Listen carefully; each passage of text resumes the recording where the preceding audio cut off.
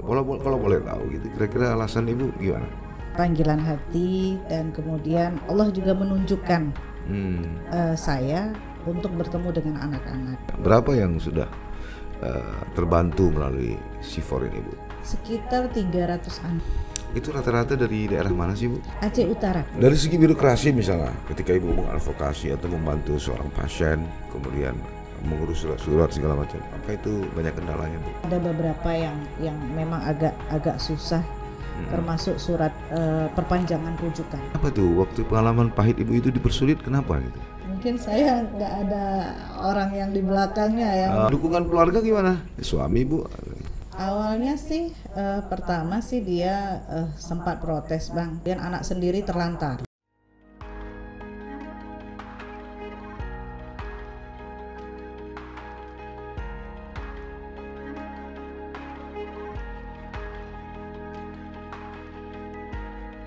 Assalamualaikum warahmatullahi wabarakatuh. Sahabat Sisi Lain, berbagai fakta, data, dan peristiwa terjadi. Media mainstream, bahkan media sosial, melihatnya dari satu sudut, tapi kami mengungkapnya dari sudut yang berbeda.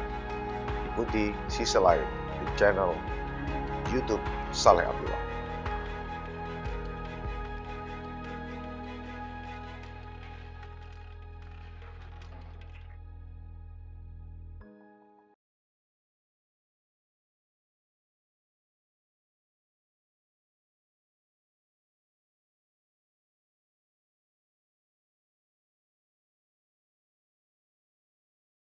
Assalamualaikum warahmatullahi wabarakatuh. Sahabat Sisi Lain, pasca tsunami dan perdamaian Aceh, ternyata pengabdian seseorang terhadap kemanusiaan tidak berhenti di Aceh. Walaupun intensitas lembaga-lembaga swadaya masyarakat baik dalam maupun luar negeri yang ada di Aceh satu persatu meninggalkan bumi Serami Mekah ini, namun tidak berarti kepedulian warga bumi Serami Mekah ini pupus begitu saja.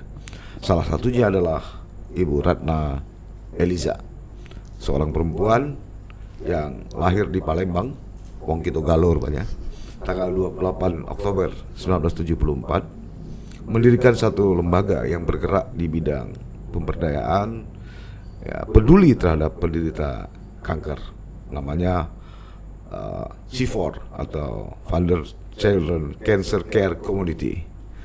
Lembaga ini ada di Banda Aceh. Kayaknya agak sedikit orang yang mau bergerak di persoalan kanker. Mendengar namanya saja sudah sangat sensitif ya. Banyak orang bergerak di lembaga-lembaga ekonomi, anti korupsi dan segala macam yang memang jauh dari kesan risiko yang mendalam. Nah, kenapa Ibu Ratna Eliza dan kawan-kawan mau bergerak di lembaga ini? Telah hadir di studio kami untuk membicarakan secara lebih khusus. Assalamualaikum Bu Ratna. Waalaikumsalam warahmatullahi Kayaknya wabarakatuh. Ibu ya masih segar Bu ya di akhir Ramadan ya. Insya Allah. Bu, seperti yang kita ketahui banyak pihak atau banyak hal, agak sedikit orang mau bergerak di bidang lembaga swadaya yang seperti ini. Kalau boleh tahu gitu, kira-kira alasan Ibu gimana? Kalau untuk alasan pertama saya mendirikan C4 ini, ya saya juga nggak tahu ya mengapa saya bisa bertemu dengan anak-anak cancer. Ya mungkin itu sebuah panggilan. Panggilan hati, jiwa. Panggilan hati, dan kemudian Allah juga menunjukkan saya untuk bertemu dengan anak-anak. Jadi karena saya seorang ibu, alasan saya karena seorang ibu melihat penderitaan anak-anak cancer, tidak mungkin saya tidak bisa membantu mereka. Awalnya di mana ketemunya? Di rumah sakit atau di mana? Awalnya itu pertama di sebelah rumah saya. Waktu itu ada seorang anak yang lehernya bengkak. Waktu itu bengkak. Yang saya waktu itu pikir itu gondok. Nah, karena saya juga awam dengan cancer waktu itu, saya pikir gondok. Kemudian saya bertanya, anak ibu ini gondok, kok masih kecil gondok? Kalau kita pikir kan gondok itu kan kurang yodium ya, garam gitu. Masa garam aja nggak bisa kebeli. Kemudian si ibunya menerangkan, bukan Ibu, ini kanker getah bening. Nah di situ saya kaget, kanker itu apa sih? Nah saya mulai browsing di internet. Kemudian si ibu juga bilang ke saya bahwa mereka akan ke Darmais. Waktu itu dirujuk ke Darmais, Jakarta. tapi tidak mempunyai biaya. Enggak punya biaya. Semua kendalanya biaya. Iya, biaya. Nah, di situ muncul keinginan saya, oke, saya coba untuk membantu. Nah, awal dari situlah saya mencoba menggalang dana melalui media sosial. Kemudian teman-teman, alhamdulillah terkumpul dana untuk si anak itu. Untuk si anak itu, namanya Anissa waktu itu. Ya. Alhamdulillah. Nah, waktu saya mendampingin Anissa memproses rujukan ke Rumah Sakit Zainal Abidin karena dia proses keberangkatan, di situ saya dilihatkan lagi dengan anak-anak kanker lain. Ketemu lagi. Nah, waktu itu yang ketemu itu anak retinoblastoma atau kanker mata. Ya. Setelah Anissa saya berangkatkan, yang retinoblastoma ini saya juga ikut mendampingi. Berapa orang Ibu di lembaga ini? Kalau untuk berdirinya Ibu ya? Iya, saya. Berapa orang ada? Kalau untuk relawan itu 10 gitu. Level mahasiswa atau level gimana? Ada mahasiswa, ada ibu rumah tangga, ada pekerja. Jadi relawan ini bagi saya bukan hanya sebuah kertas selembar yang kita tanda tangani kemudian diisi biodata bahwa saya relawan. Iya. Saya tidak menganut hal seperti itu. Jadi relawan-relawan yang masuk ke C4 itu murni hati mereka terpanggil. Iya, untuk membantu sesama.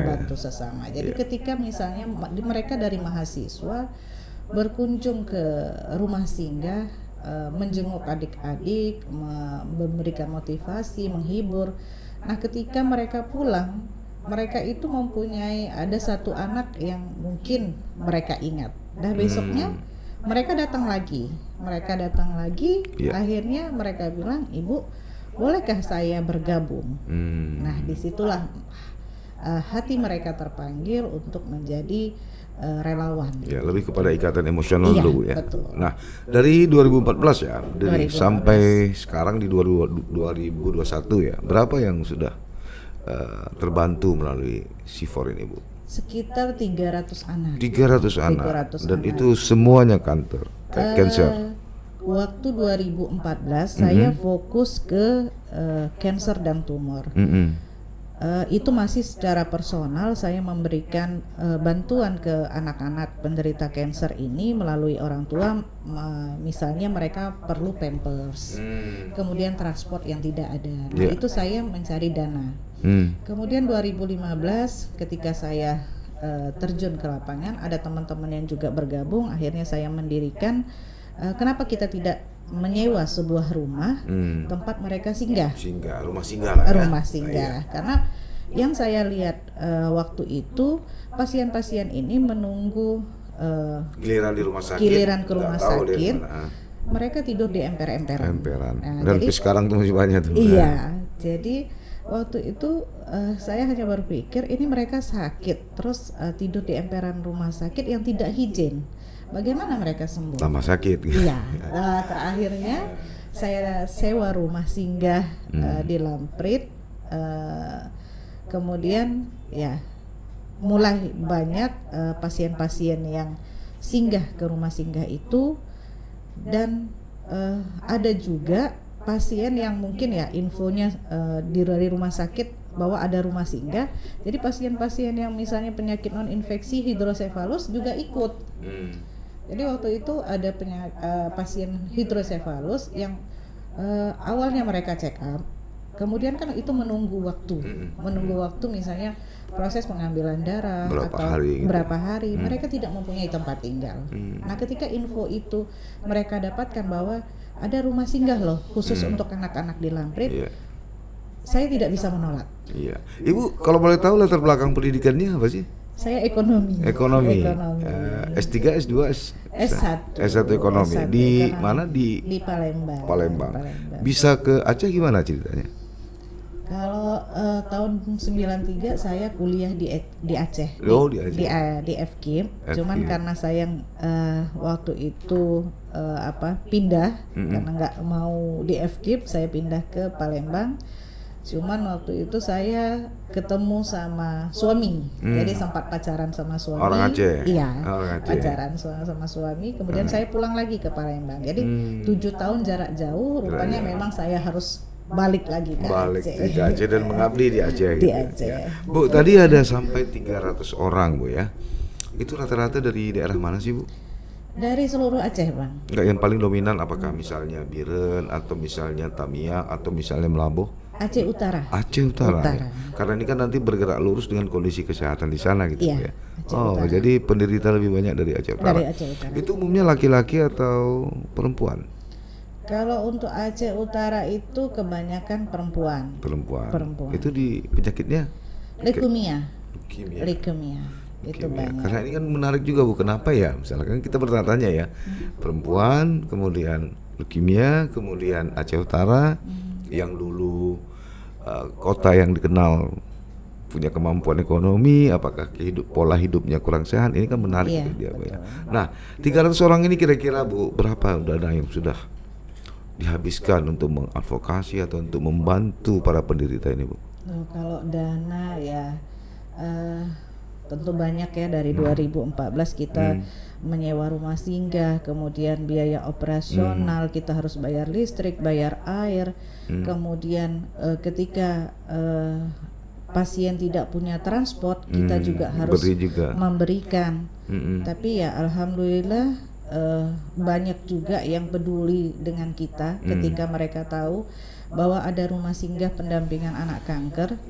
Jadi mereka seperti Baitul Mal itu malah memberikan kemudahan untuk kita. Jadi ada bantuan dari Baitul Mal? Ada, alhamdulillah. Dari sampai berapa itu? Itu Per tahun? Per bulan untuk pasien. Jadi ketika anak-anak pasien kanker ini masuk, mereka meminta data ke kita. Bu Ratna, tolong dong data anak-anak pasien kankernya. Nah, ketika kita sudah memberikan datanya, mereka langsung advokasi ke pasien sendiri.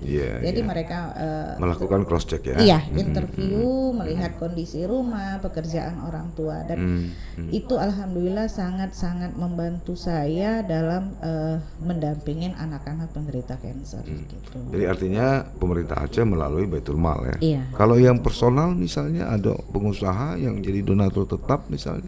Kalau untuk personal itu banyak, alhamdulillah. Ya? Iya, kadang ada yang tidak mau disebutkan namanya gitu. Ada yang mengantarkan sembako, termasuk kemarin Bapak Kapolda, kemudian ya Pak Indra dari Kapolda juga yang tiap Jumat itu memberikan sembako ke rumah singgah. Jadi mereka bertanya, Bu Ratna, apa sih kebutuhan-kebutuhan rumah singgah? Ya paling minimal ada kebutuhan sembako, beras, minyak, gula. Karena di rumah singgah itu kita menyediakan juru masak. Iya, masak sendiri. Dan semuanya gratis. Jadi saya tidak pernah memungut biaya apapun dari si pasien. Dan ketika anak mereka perlu pampers, susu, ya alhamdulillah itu bisa kita berikan. Selain dari jajaran Kapolda seperti Pak Kapolda, pejabat daerah kita sini ada Bu yang datang misalnya, yang tanya sama Ibu, yang sedikit peduli? Alhamdulillah ada beberapa dari anggota DPR. Ada yang memang sering memberikan donasi donasi secara pribadi Bu ya. Donasi secara pribadi. Bukan dana pokir ya. Donasi secara pribadi. Kalau dana pokir pun nggak apa-apa kan Bu, karena ini kan bukan untuk pribadi, untuk masyarakat. Dan itu dibenarkan. Daripada dana pokir buat turnamen sepak bola kan, turnamen tarik tambang kan, mendingan untuk ini bukan? Iya betul. Ini Bu, pasien-pasien ini semuanya berobat di Indonesia. Mungkin ada yang Ibu bawa ke luar negeri misalnya, ke Malaysia? Kalau untuk luar negeri belum mampu. Belum ya. Berarti Aceh, Jakarta, Bu ya. Iya, jadi beberapa yang sudah saya bantu itu dirujuk ke Jakarta, ke Darmais, ke RSCM, ke Gatot Subroto. Ya, umumnya memang rumah sakit ya. Memang kita miliki dan ini kualitasnya juga dijamin. Iya. Bu, melayani orang ini kan nggak gampang, Iya. apalagi orang sakit, apalagi ibu si pasien. Apa kendala ataupun pengalaman pahit yang ibu rasakan selama ini? Ke depan tentu belum ya, Bu. Kalau untuk pengalaman Suka duka lah. suka duka ya, saya kebanyakan ya sukanya. Karena Ini kita bicara sukanya dulu, apanya? iya. Karena saya merasa mempunyai banyak keluarga. Jadi ketika saya kan orang luar nih, orang luar bersuami Aceh. Ya nggak orang luar lagi dong, Bu. Ya maksudnya Anak ibu berapa sih? tiga. Sama suami kan? Iya. Yang Aceh kan? Iya, Ya Aceh. udah, berarti orang Aceh. Nah, itu. Jadi saya banyak, walaupun maksudnya nggak ada keluarga saya di sini, Oh, tapi iya. saya mempunyai keluarga pasien kanker. Sudah seperti keluarga Iya, besar ya. Walaupun pada dasarnya maksudnya bahasa mereka kan maksudnya dari Aceh Gayo, dari Aceh Tamiang itu kan berbeda-beda gitu. Nah, di rumah singgah itu ya ketika Tamiang masak ini, yang Gayo masak ini, nah saya itu merasa maksudnya seneng ya, bisa Itu sukanya. sukanya. Gitu. Dukanya, Bu? Kalau dukanya ketika anak-anak yang sudah dekat sama saya meninggal. Nah, ada satu anak yang memang sudah 4 tahun waktu itu sudah saya dampingin, meninggal di hari ulang tahun saya. Nah, itu yang membuat saya sempat 2018 itu tidak mau lagi melanjutkan rumah singgah. Saya sempat down. Saya pikir ya sudahlah. Saya bilang ini saya ibarat memori anak-anak yang selama ini bersama saya itu sudah terlalu banyak di dalam pikiran saya. Terlalu dekat beliau ya. Iya. Karena saya Dekat udah sayang berarti. iya benar, karena pulang kerja kadang saya ke rumah singgah, tidur sama mereka, bermain sama mereka. Kemudian ketika mereka meninggal, itu yang saya merasa kehilangan, walaupun mereka bukan anak saya sendiri, tapi kedekatan emosional saya itu sudah terlalu dekat sama mereka, terlalu dalam. Ya, dari segi birokrasi misalnya, ketika ibu mengadvokasi atau membantu seorang pasien, kemudian mengurus surat-surat segala macam, apa itu banyak kendalanya, Bu? Kalau di tahun 2015 itu ada beberapa yang memang agak susah, termasuk surat perpanjangan rujukan. Tapi ketika sudah 2017 itu sudah mulai enak karena kita sudah banyak jaringan dari misalnya dari BPJS-nya kayak gitu kan. Dari 2014 dulu masih ada JKA ya? JKA. Masih ada JKA ya? Waktu itu, kemudian waktu itu 2015 saya sempat juga minta tolong Pak Irwandi, waktu itu sempat ada beberapa anak yang dipersulit rujukan karena sempat ya. Sempat ibu alami dipersulit gitu ya. Dipersulit, saya ngomong sama Bapak, kemudian Bapak langsung call ke daerahnya. Nah, waktu itu dipermudah, langsung dipermudah. Kenapa tuh waktu pengalaman pahit ibu itu dipersulit, kenapa gitu? Ya. Padahal kan orang ini orang menderita gitu kan. Mungkin saya nggak ada orang yang di belakangnya ya, mungkin nggak ada yang bisa saya siapa gitu yang bisa dimajukan. Atau memang ada terindikasi pungli misalnya, ini kalau nggak ada uang pelicin nggak mau dikeluarkan surat keterangan, nggak mau dikeluarkan surat jalan gitu, mungkin seperti Saya itu. juga kurang tahu, tapi mungkin birokrasinya yang dipersulit karena gini, waktu anak itu cerita bahwa mereka dari daerah mereka ke rumah sakit itu 2 jam, telat 5 menit aja nggak dilayani lagi. Nah, di situ saya ngerasa mengapa hal seperti itu, mereka kan udah capek-capek nih dari daerah mereka ke rumah sakit hanya untuk membuat rujukan gitu kan. Apa salahnya 5 menit itu dikasihlah kelonggaran waktu.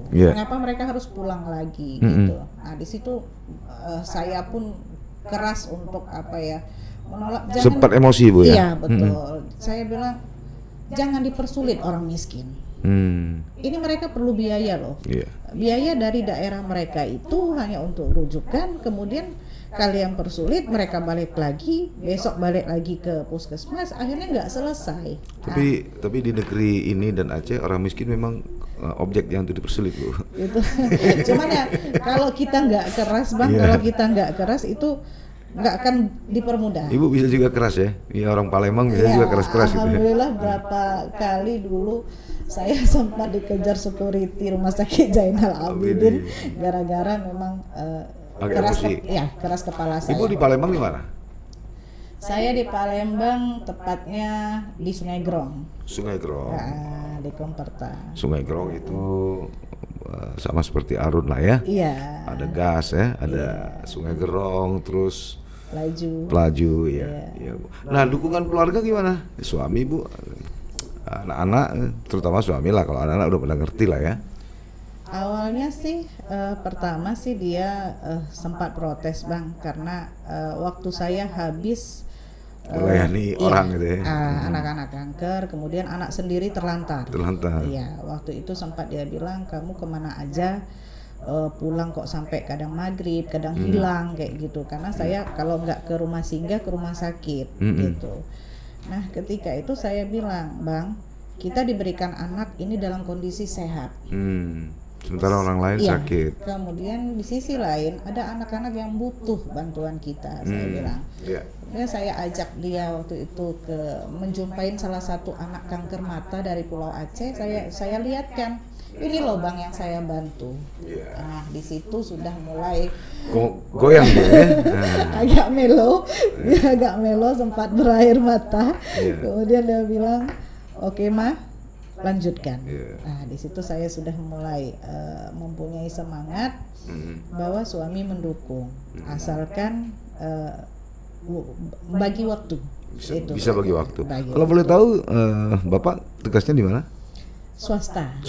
Ibu selain daripada ini ada tugas lain sebagai guru katanya? Saya staf keuangan di staff. SMA Lab School Usia. Sama Pak Rektor Usia juga tidak masalah ya. Iya. Anak-anak yang paling besar sudah kuliah? Alhamdulillah. Atau sudah bekerja? Alhamdulillah yang nomor 1 saya masukkan di Petra Medica Nurse di Jakarta. Jadi saya memang khusus saya bilang, kamu gantikan Mama suatu saat. Saya ingin dia juga berjalan di sektor kemanusiaan ini. Gitu. Iya. Nah, Bu, kendala lain yang Ibu rasakan, kita kan dibilang daerah kaya ya, Bu ya. Ketika Pak Irwandi dulu ada JKA, apa sih, kesehatan Aceh. Artinya ini kan juga menjadi contoh bagi daerah-daerah lain. Tapi di sisi lain juga ada potret pelayanan kesehatan yang memang sangat kontradiktif. Terkadang tidak sesuai antara regulasi dengan fakta di lapangan. Menurut pendapat Ibu, kenapa ini bisa terjadi, Bu? Kalau hal-hal semacam itu, itulah tergantung dari pimpinannya sebenarnya ya. Pimpinannya. Iya. Kalau pimpinannya tegas, ya saya rasa hal-hal semacam itu ya nggak bakalan terjadi. Nah, sama halnya seperti dulu saya pernah alami ya, maksudnya pasien-pasien saya itu dipersulit, dan ketika saya mengadu ke orang yang punya kuku, tanda kutip punya kuku, langsung diproses. Nah, di situ saya merasa, apa saya nih harus punya backing? Nah, itu sebenarnya. Jadi itu menjadi salah satu katakanlah kendala ya dalam tugas-tugas kemanusiaan kita ini aja. Iya, benar. Jadi kalau seandainya pasien ini, misalnya mereka dipersulit, saya selalu bilang, kamu kalau dipersulit tolong telepon ibu. Telepon ibu, saya akan turun. Nah, di situ nanti ketika saya turun, ini maunya apa sebenarnya? Pasien saya ini mau diapakan? Nah, di situ baru nanti mereka mulai menjelaskan. Alhamdulillah akhirnya lancar gitu. Nah, ini di bulan Ramadan ini ada berapa di rumah singgah? Ini ada 4 ya? Dari mana aja, Bu? Ini dari Gayo, Tamiang, dari satu lagi dari Bener Meriah. Dua. Penderita? Thalassemia, kanker darah, sama limfoma. Limfoma, getah bening. Getah bening ya? Hampir rata-rata getah bening, Bu ya? Iya. Usia itu rata-rata berapa sih, Bu? Kalau usianya masih kecil-kecil Bang, jadi saya memang di rumah singgah itu usia dari 1 sampai 18 tahun yang saya dampingin. Saya tidak mendampingin yang dewasa. Memang rata-rata anak-anak. Dari keluarga tidak mampu. Dari keluarga. Rata-rata petani, nelayan atau buruh? Ya, petani udah tuh mocok-mocok, gitu. Jadi kalau mereka masuk ya saya selalu tanyakan bapaknya kerja apa, kemudian kita minta kartu kakaknya, kita interview, wawancara seperti apa kehidupan mereka. Jadi hampir rata-rata ya memang dari keluarga yang memang kurang mampu. Ya. Baik Bu Ratna, terima kasih atas kehadirannya, menarik sekali. Mudah-mudahan ini bisa menjadi inspirasi dan aspirasi bagi perempuan-perempuan yang lain. Sahabat Sisi Lain, tidak mudah memang untuk bergerak di bidang sosial, apalagi dengan latar belakang tanah kelahiran yang berbeda. Tapi seorang Ratna Eliza telah menggal, membobok asumsi ini. Lahir di Palembang, kemudian mengabdi dan ikut bersama suami di Aceh. Ternyata pengabdiannya untuk banyak orang patut diberi apresiasi dan diikuti. Namun bukan berarti tidak punya kendala. Inilah negeri ini, tanpa dekat dengan kekuasaan, agaknya masih akan tetap sulit. Sampai bertemu di sesi berikutnya. Assalamualaikum warahmatullahi wabarakatuh. Jangan lupa like, komen, dan subscribe, serta aktifkan lonceng notifikasi.